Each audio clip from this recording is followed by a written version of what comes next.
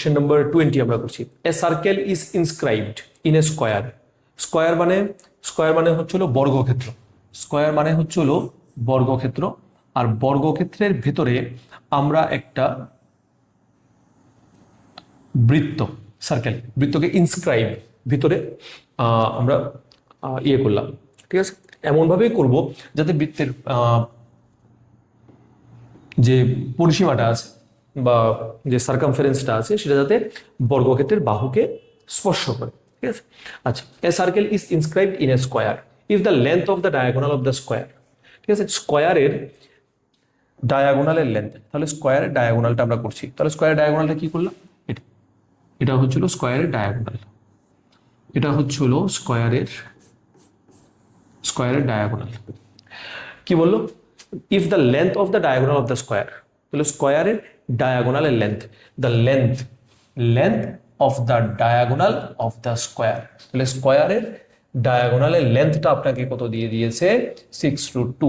তার মানে এই লেন্থটা আপনাকে দিয়ে দিয়েছে 6√2 সেন্টিমিটার, 6√2 সেন্টিমিটার। বুঝা গেছে।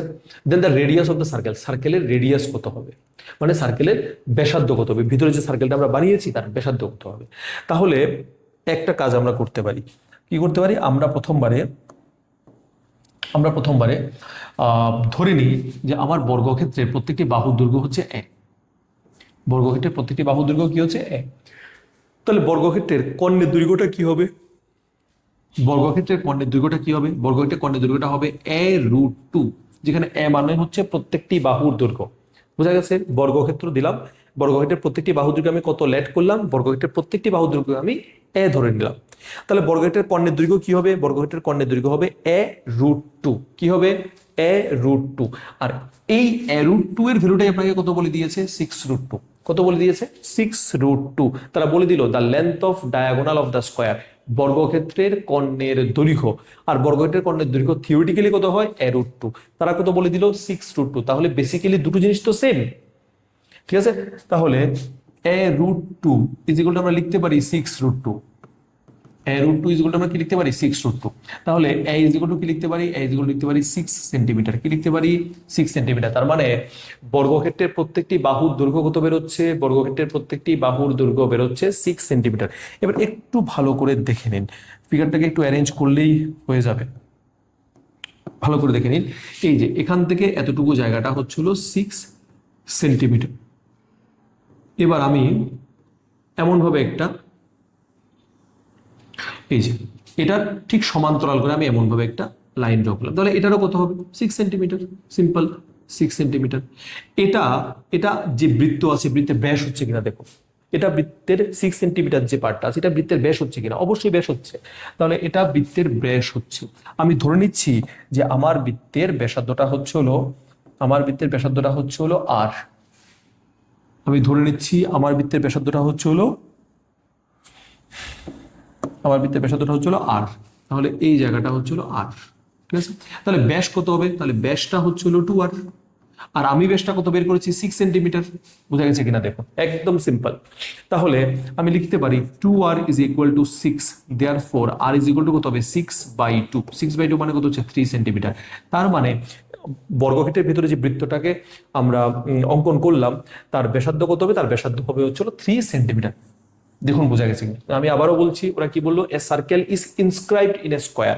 এখানে একটা বর্গক্ষেত্র দিয়েছে, বর্গক্ষেত্রের ভিতরে আপনি একটা বৃত্ত আঁকলেন, ঠিক আছে।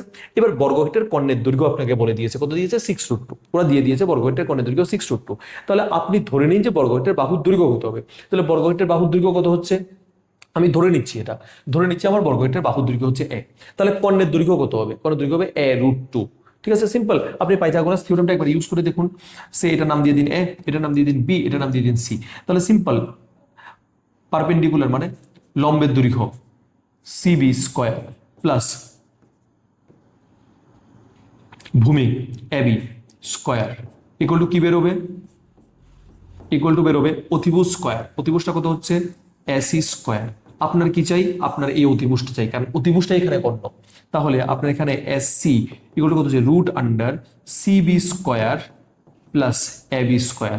তাহলে CB CB CB CB A B দুটোই তো এ এ না, তাহলে কি হবে রুট আন্ডার এ স্কোয়ার প্লাস এ স্কোয়ার, তাহলে কত হচ্ছে রুট আন্ডার 2 এ স্কোয়ার, তার মানে কত হচ্ছে এ রুট 2 হচ্ছে কিনা বলুন। এই জন্য আমি ডাইরেক্ট লিখে নিলাম এ রুট 2।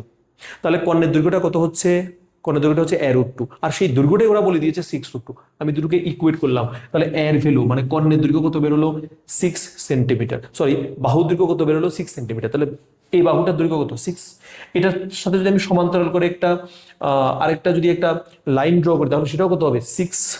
এবার সমান্তরালটাকে আমি এমন ভাবে ড্র করলাম যাতে সেটা বৃত্তের ব্যাস হয়। তাহলে বৃত্তের ব্যাস কত হচ্ছে, আমি রেডিয়াসটাকে বা ব্যাসার্ধটাকে ধরে নিয়েছি আর, তাহলে ব্যাসটা কত হবে 2 আর, তাহলে 2 আর ইকুয়াল টু কত লিখতে পারবো 6। তাহলে আর ইজ ইকুয়াল টু কত লিখতে পারবো 6/2, দ্যাট মিন্স আনসার হবে 3। ঠিক আছে।